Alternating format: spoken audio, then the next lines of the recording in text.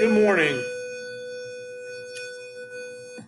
It's Coach Jackson here, and we're going to look at an extension of what we started yesterday. Yesterday, we talked about quadratic functions and how to graph them. Today, we're going to look at any polynomial function. Therefore, that exponent yesterday on the highest degree was a 2. We're going to look at ones that could be 3, 4, or higher. So polynomial functions, they're always continuous. That means they're always in one big piece going from left to right. They're never split into two or more pieces. There's no holes in the graph. There's no jumps. There's no crazy turns. This also means that their domain is always all real numbers, or from negative infinity to positive infinity. Again, they're smooth turns, no sharp points, like the absolute value graph. The V has a point. So these are nice graphs to work with. As the exponents of these polynomial functions get bigger, the graphs get pulled toward or closer and closer to the x-axis. And it creates figures more and more like right angles. So here's a look at what I'm talking about. So if you look at x squared, here is a graph of x squared. If we look at x to the fourth, it gets a little wider and a little flatter at the bottom, a little wider where the arrows is, a little flatter at the bottom. X to the sixth, same thing, gets a little flatter at the bottom, wider at the arrows. And you can test that on your calculator by graphing each one of those. So near the vertex, those x values on either side of the vertex get pulled closer and closer to the x-axis. Okay? Odd graphs like x cubed, here's x cubed, and I need to make a better graph of that. Let me see if I can do that. So x cubed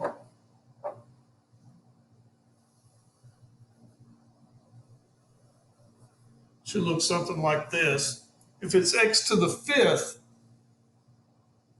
it's going to spend a little more time closer to that x-axis. And x to the seventh is a little exaggerated. So we'll get a better picture of that. X to the seventh looks similar to that. So just keep in mind, as the exponents get bigger, more values near the vertex get pulled closer and closer to the x-axis. Okay. Here's a couple of polynomial functions that are graphed. This one is x to the fourth minus 2x cubed. Okay. Just as some examples. And this one here is 5x to the fourth minus 4x squared. Looks sort of like a W.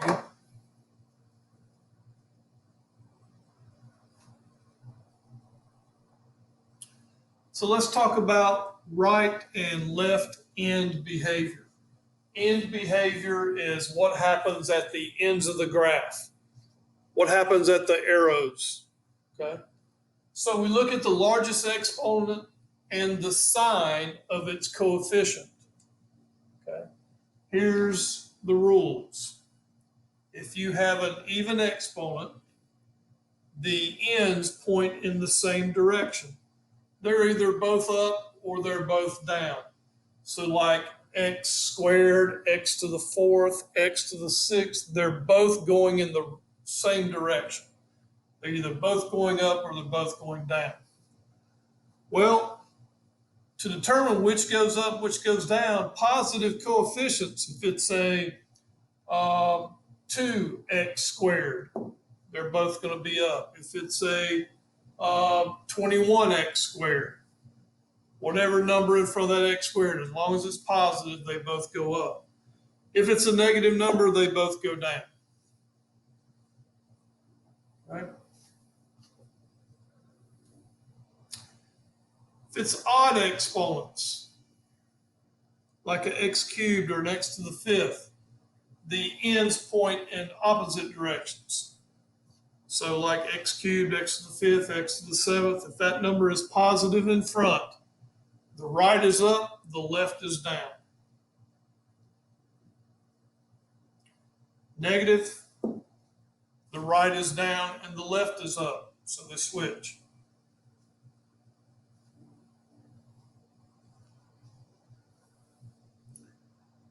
And we'll talk about some examples here.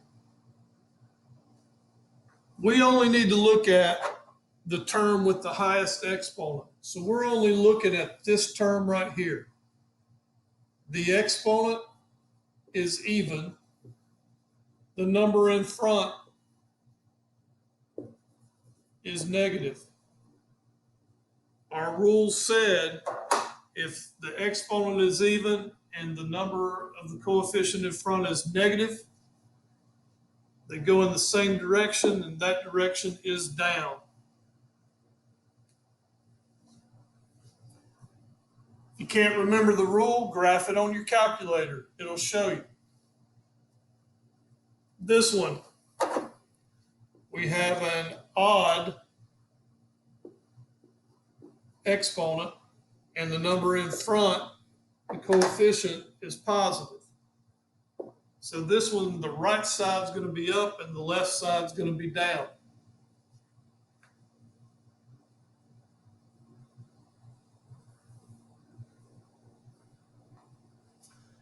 Here's a chart that will show you the end behaviors.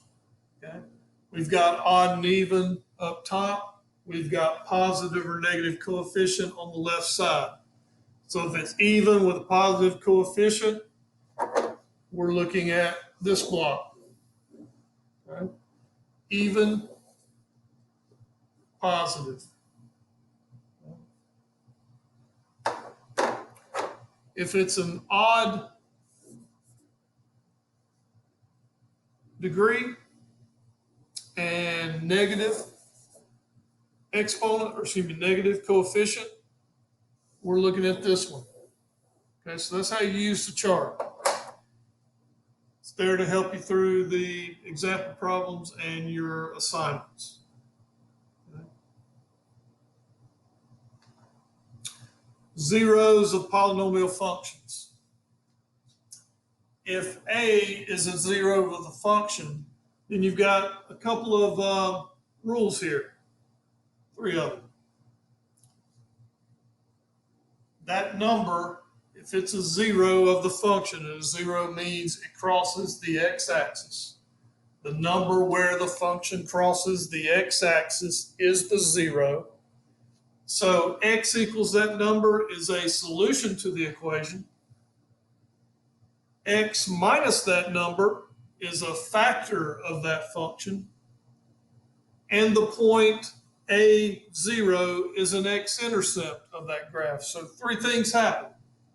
Okay, we're going to look at those. Here we want to find the x-intercepts of this function. So the first thing we need to do is we need to factor it. And there's many ways of factoring. If you have 4 terms in a function, I suggest the first way you look at it is to try it by grouping. We want to group the x cubed and the x squared together, and we'll group the x plus 1 together. Well, if I group the x cubed and the x squared together, I can factor out an x squared. And if I factor an x squared out of x to the third, I have an x left. If I factor an x squared out of an x squared, I can do that 1 time. Here, I'm going to factor out this -1 that's in front.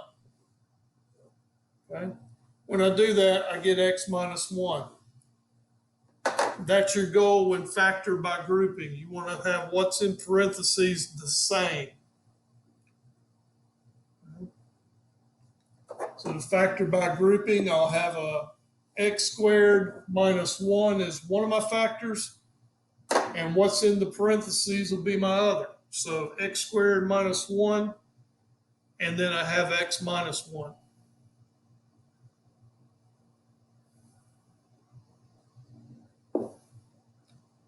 X squared minus 1 factors into x plus 1, x minus 1.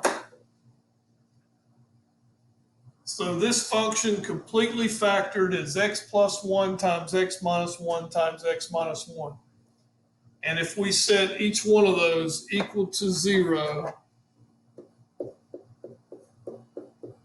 and solve, I get x equals -1 and x equals 1. Those are my zeros of that function.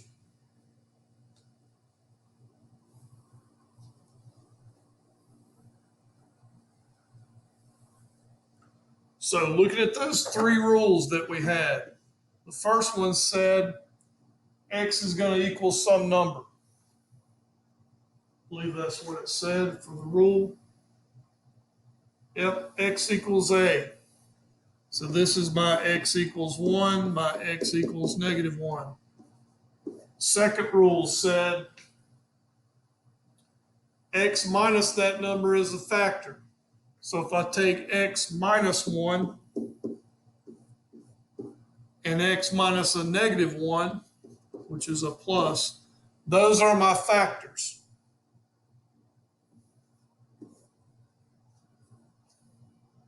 Third rule said that number and 0 is an x-intercept. So 1, 0, and -1, 0 are my x-intercepts.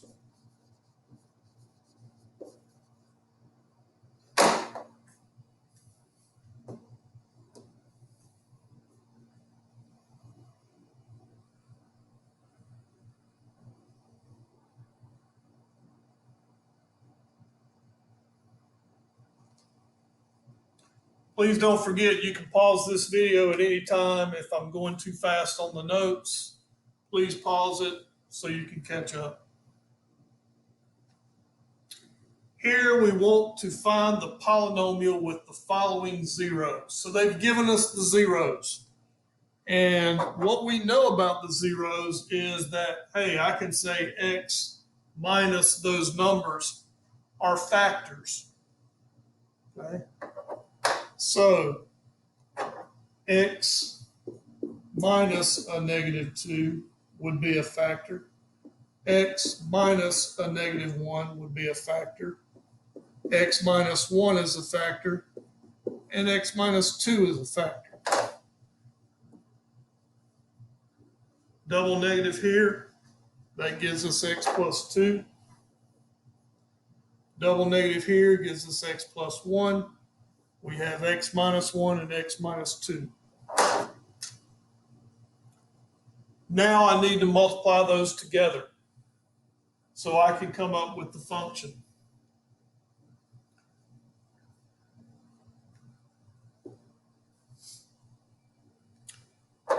I'm going to multiply these two together first, and I'm going to get x squared minus 4. The reason I multiply those together is because one's a plus and one's a minus. Everything else is the same. That's the sum and difference rule. Then I'm going to multiply these two together. And I get x squared minus 1 for this one. Then I can multiply those two together and get x to the 4th minus 5x squared plus 4.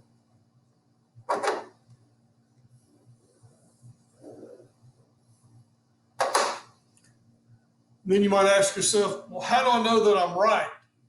Well, to know that you're right, you want to graph this in your calculator or on Desmos, and you should see that that graph crosses the x-axis at these numbers. Okay, graph, and they'll cross at these numbers, if you're correct. These numbers on the x-axis.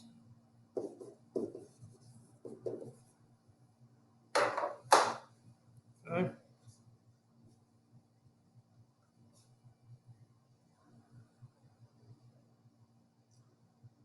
Sometimes we have complex numbers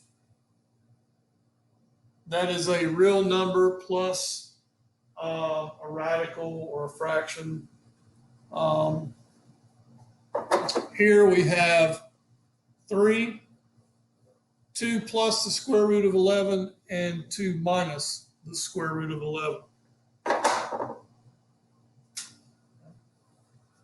So once again, you want to subtract these from an x. This will be 1. X minus 3 is a factor.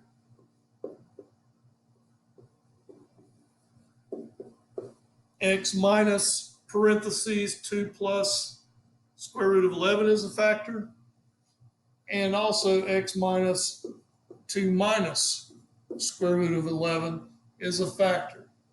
All three of those are factors.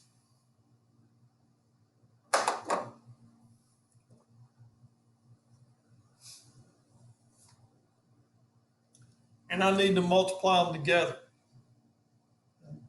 You'll notice in here there's a lot of parentheses. Okay?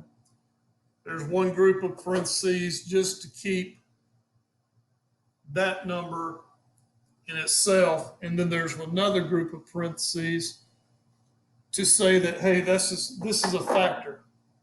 Okay? Other than the signs, everything's the same. One's a plus and one's a minus. That's going to help us out in this pattern that I'm going to show you. When we multiply,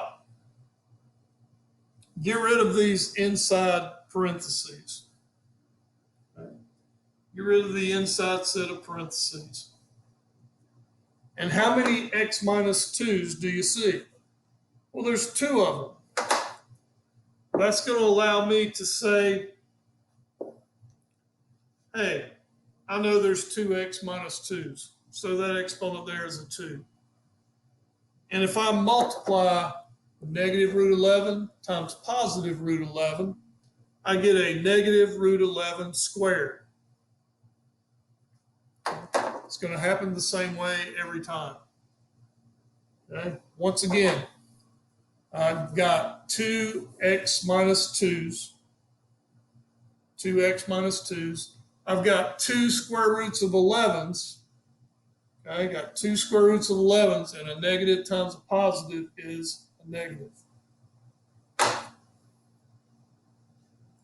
And then I multiply it all out. Okay? X minus 2 to the 4th. X minus 2 to the 4th. And then I've got negative 11. Okay?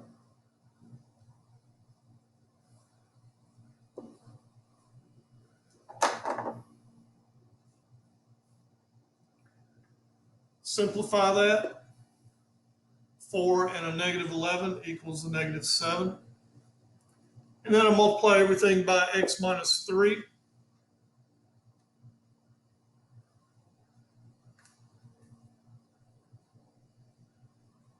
And I notice that I have similar like terms. I've got 2 sets of x squareds.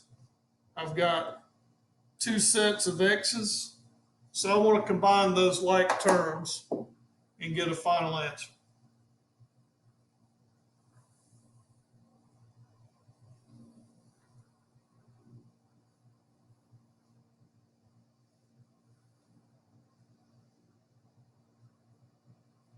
All right. So when we graph a function by hand, we want to do some things every time. We want to find the x-intercepts. That's the first thing we're going to do. Those are going to be where the graph crosses the x-axis. We want to determine the end behavior because we want to know what direction the graph's going to go at each of the ends. And then we want to find a few other points to plot. Okay. So let's try one. I want to graph x cubed minus 2x squared. First thing I want to do is I want to find the x-intercepts.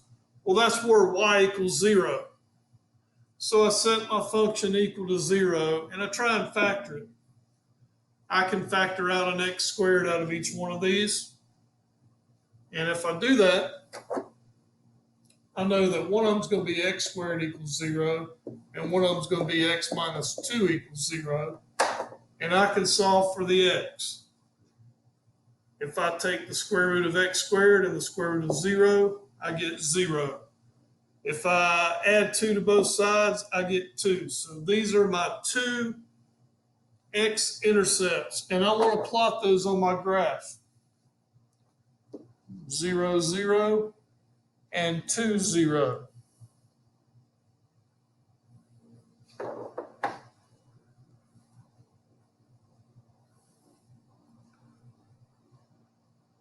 In behavior, this one's a right up and a left down. Remember the chart that I showed you.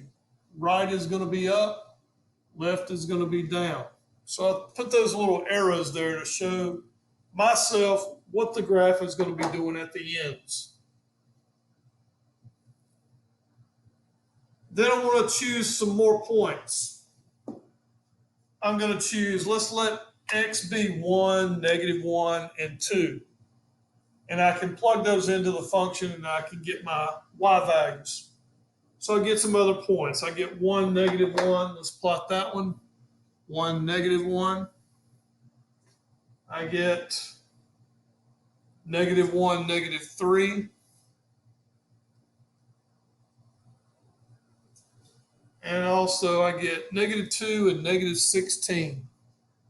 -2 and -16 way down here. Okay. And now I can figure out what my graph should look like. Okay. So I get a good idea on what my graph should look like.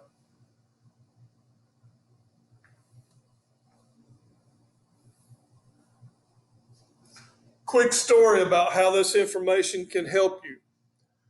My son, who's now graduated from college, freshman year, went into a calculus class to take his first calculus exam of his freshman year.